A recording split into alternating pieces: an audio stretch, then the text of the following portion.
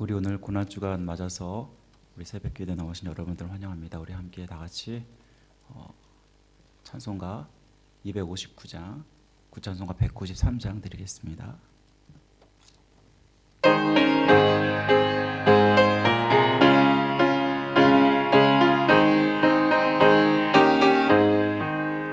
예수 십자가에 흘린 피로써 그대는 씻기어 있는가?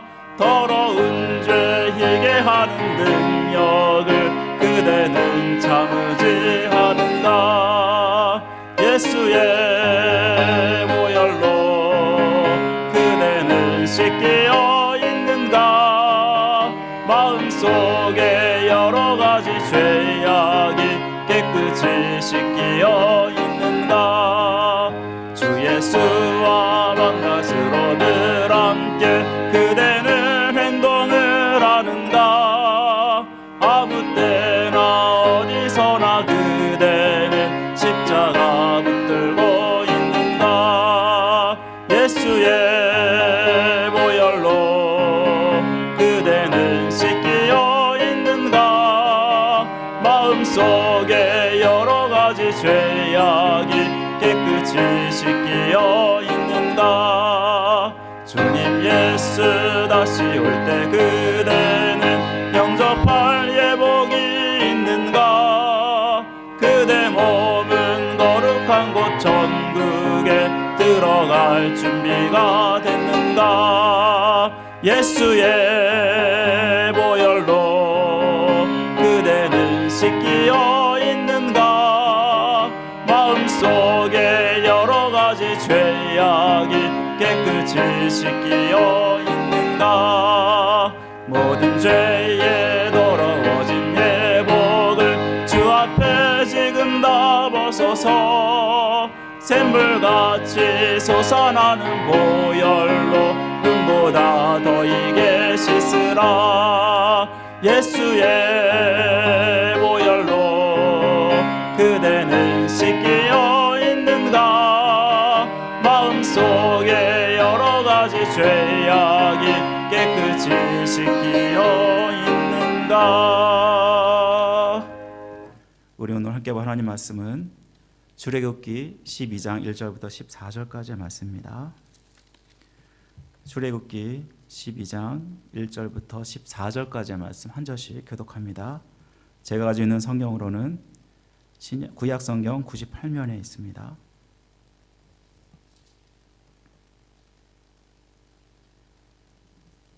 한 절씩 교독하겠습니다. 여호와께서 애굽 땅에서 모세와 아론에게 일러 말씀하시되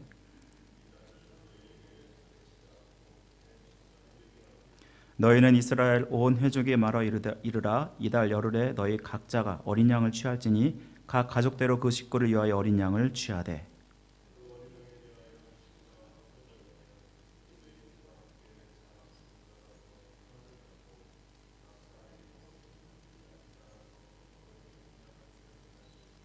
너희 어린 양은 흠없고 1년 된 수컷으로 하되 양이나 염소 중에서 취하고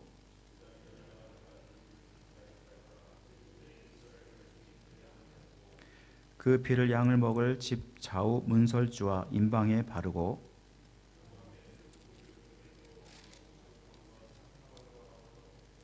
날 것으로나 물에 삶아서 먹지 말고 머리와 다리와 내장을 다 불에 구워 먹고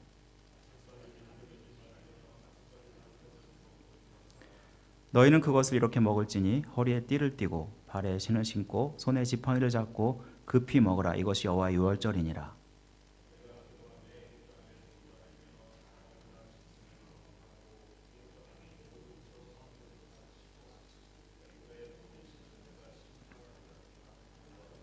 내가 애굽 땅을 칠 때 그 피가 너희가 사는 집에 있어서 너희를 위하여 표적이 될지라.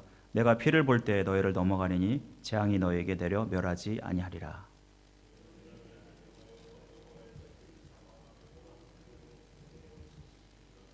아멘. 우리가 오늘 고난주간을 맞아서 첫날 6월절 어린 양이라는 제목으로 여러분과 말씀을 나누겠습니다. 우리가 성경을 읽다 보면 우리는 성경을 그냥 아무 생각 없이 읽어서는 안 됩니다. 항상 왜라는 질문을 하면서 여러분 성경을 읽으시면 우리가 생각지 못한 진리의 말씀을 우리가 알게 되고 우리가 깨닫게 됩니다. 그 대표적인 예가 바로 예수님께서 세례 요한에게 세례를 받으러 나오실 때 세례 요한이 한 말 중에 이런 말이 있습니다. 요한복음 1장 29절 말씀 보면은 보라 세상 죄를 지고 가는 어린 양이로다.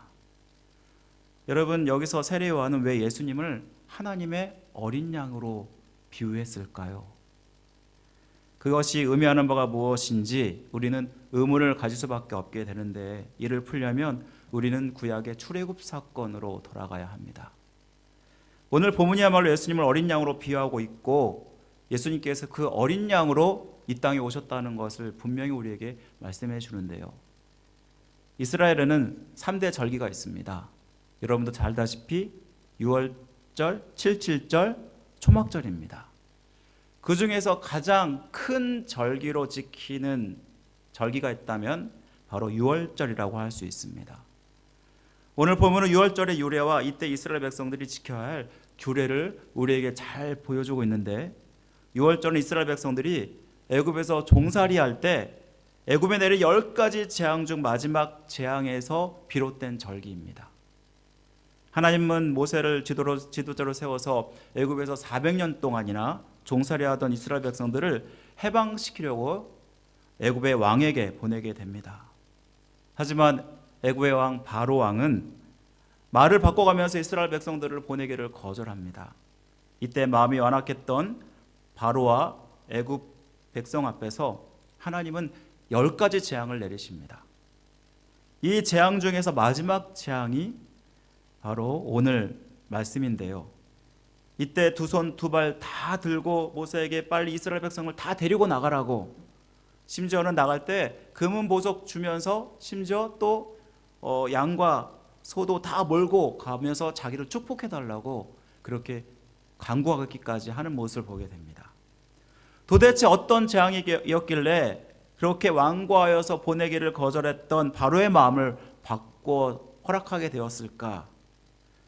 바로 이집트 땅에 있는 모든 처음 난 것, 왕의 장자로부터 시작해서 몸종의 장자와 더 나아가서는 모든 짐승의 처음 난 것까지 다 죽음을 당하는 장자의 재앙이었던 것입니다.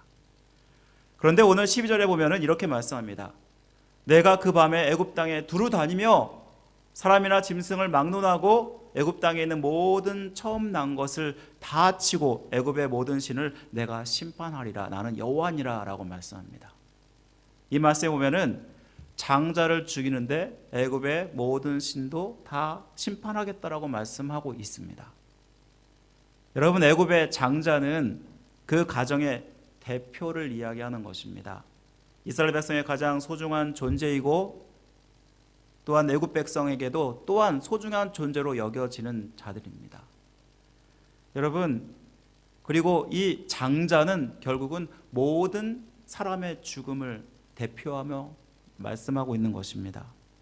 이것이 어떻게 신의 심판과 연결이 되냐면 사실 지금까지 내린 10가지 재앙은 그냥 하나님께서 하나님의 주권대로 마음대로 하신 것이 아니라 애굽에 섬기던 다양한 신들을 상징하는 것이었습니다.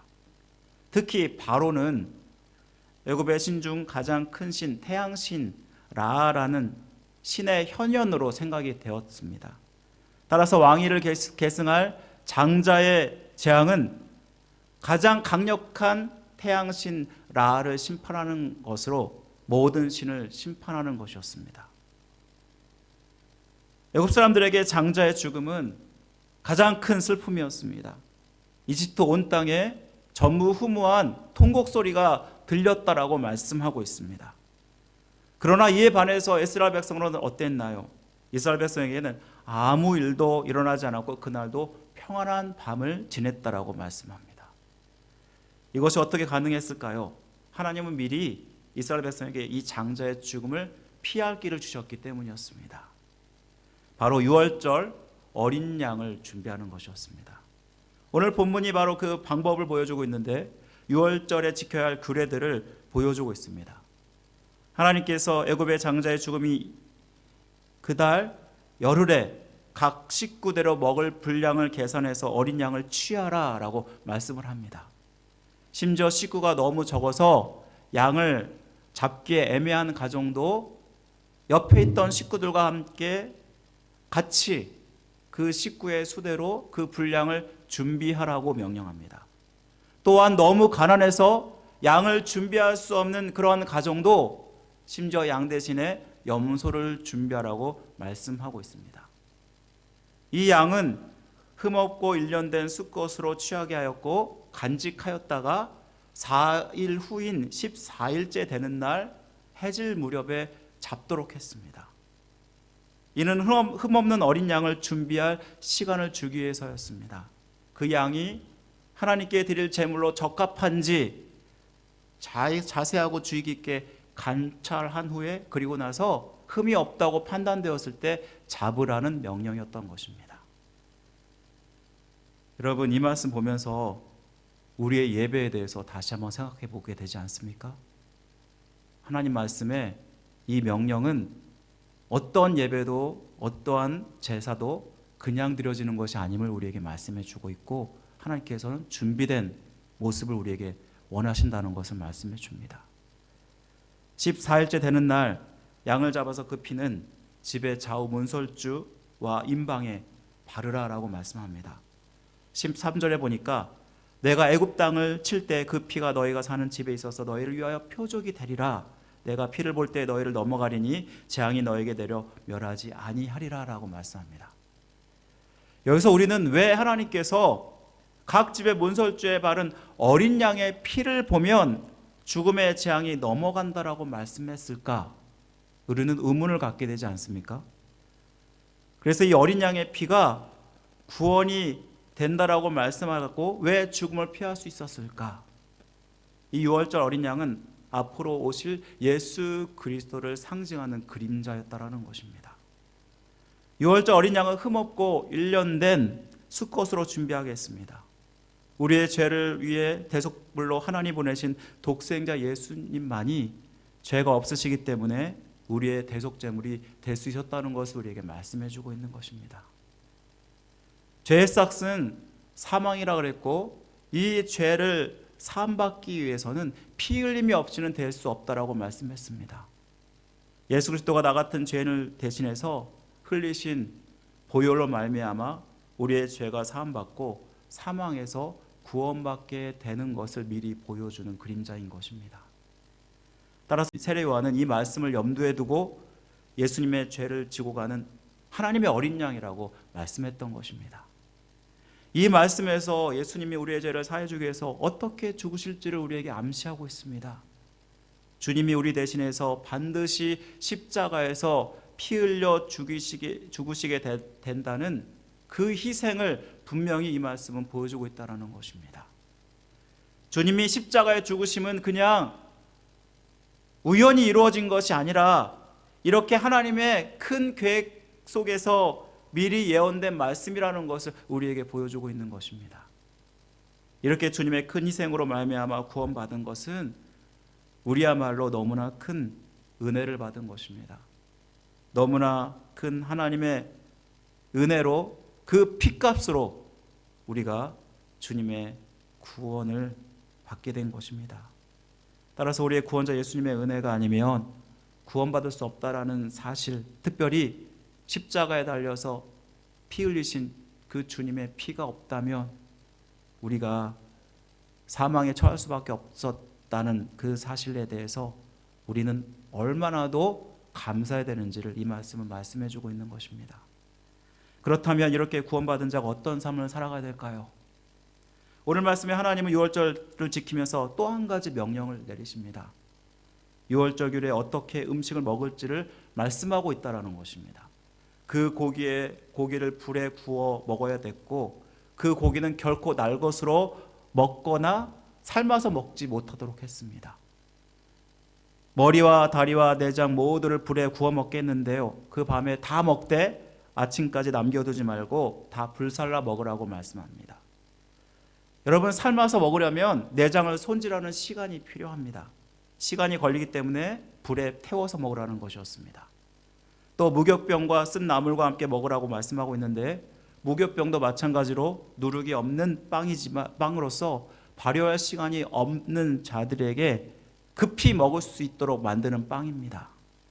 또 쓴나물을 먹으라고 말씀하고 있는데, 이 쓴나물은 애굽에서 보낸 고통스러운 시간을 생각하면서 먹으라는 말씀인 것입니다.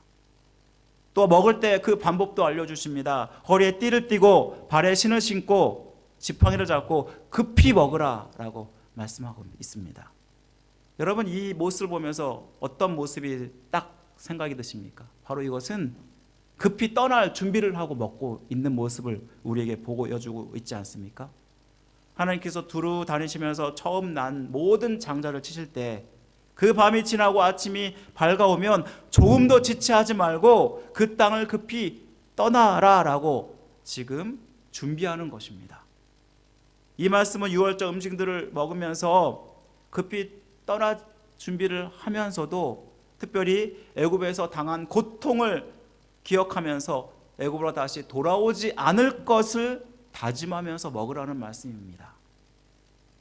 여러분, 이 말씀에서 이스라엘 백성들 이렇게 장자의 죽음에서 최종적으로 구원을 받게 되는데, 바로 과거에 얽매이지 말고 되돌아보지 말고 새로운 삶으로 나아가라는 말씀인 것입니다. 우리가 죄의 진노로 말미암아 하나님께 죽을 수밖에 없는 죄인들이었습니다. 예수 그리스도의 십자가의 피 흘리심으로 구원을 받았고, 그래서 사탄의 권세 아래서 사망에서 종로들을 타다가 결국 주님의 은혜로 말미암아 자유를 얻게 되고 구속함을 받게 된 것이 아닙니까? 이 말씀은 사도 바울이 이렇게 말합니다. 우리가 옛사람을 버리고 새 사람이 되었다라고 말씀합니다. 완전히 새로 거듭나서 변화된 자가 되었습니다. 따라서 우리는 하나님의 은혜를 기억하고 옛사람의 방식을 완전히 벗어버리고 새 사람으로 살아가라라는 말씀인 것입니다. 이스라엘 백성들은 그렇지 못했습니다. 어려움이 올 때마다 다시 과거의 노예 생활을 기억하고, 그리고 하나님께 왜 우리를 이렇게 인도하냐고 불평하고 불만했던 자들이 이들이 아니었습니까? 결국 하나님께 불평과 불만 때문에 가나안 땅에 들어가지 못하게 되지 않았습니까? 우리가 이전 삶을 기억하며 하나님을 원망한다면 예수 그리스도의 십자가의 은혜를 헛되게 하는 것입니다. 우리는 원망하기보다는 새로운 삶으로 나아가야 되고 항상 변화된 삶을 살아가야 됨을 말씀해 줍니다. 아무리 고난 속에 있어도 세상 속에서 우리가 세상을 그리워하지 말고, 그리고 세상에 치우쳐 살지 말고 온전히 거듭난 자로서 하늘에 소망을 두고 하나님을 위해서 살아가라라는 말씀인 것입니다. 죄와 타협하지 말고 오직 하나님 말씀대로 그 뜻대로 우리가 살아가면서 믿음으로 우리가 모든 것들을 감당하면서 계속 변화되어 가라라고 우리에게 말씀하고 있는 것입니다. 사랑하는 성도 여러분, 우리는 결코 과거에 얽매여서 살아서는 안 됩니다. 우리는 완전히 새로운 사람이 되었습니다. 그렇기 때문에 주님의 십자가의 은혜를 기억하면서 이 고난주간 기간 동안 내가 오직 주님만 위해 살겠다, 그리고 주님의 뜻대로 살겠다, 다시 한번 다짐하시고, 그리고 주님의 뜻대로 승리하는 모든 성도 여러분 되시길 주님의 이름으로 간절히 축원드립니다.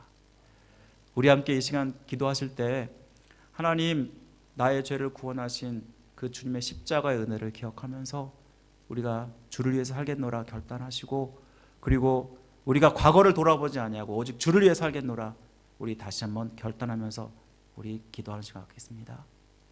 사랑하는 마신 하나님 아버지, 감사드립니다. 오늘 말씀을 우리가 생각하면서 주님의 뜻대로 우리가 살아가는 그런 백성이 되길 원합니다.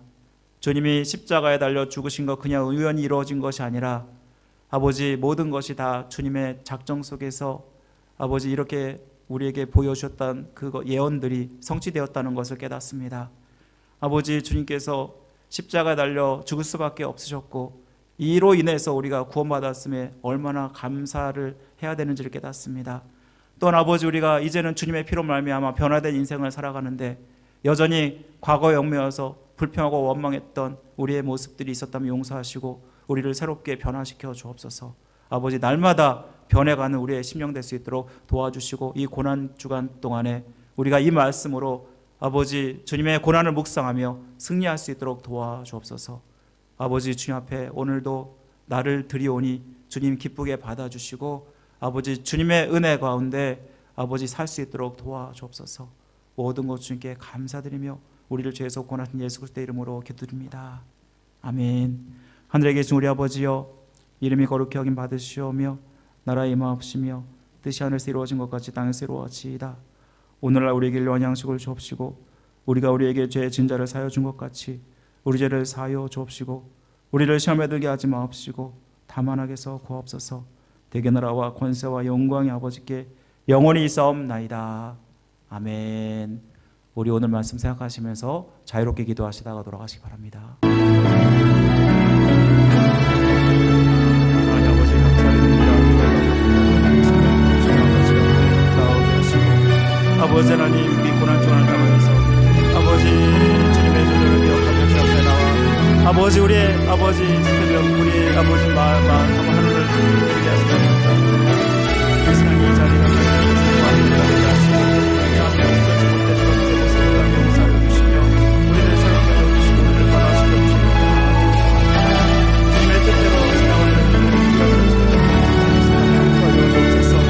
아버지 주님께서 아버지가 하나님의 삶을 살아가고 주님의 구속의 은혜로 말미암아 우리가 아버지 하나님 십자가 아버지 구속의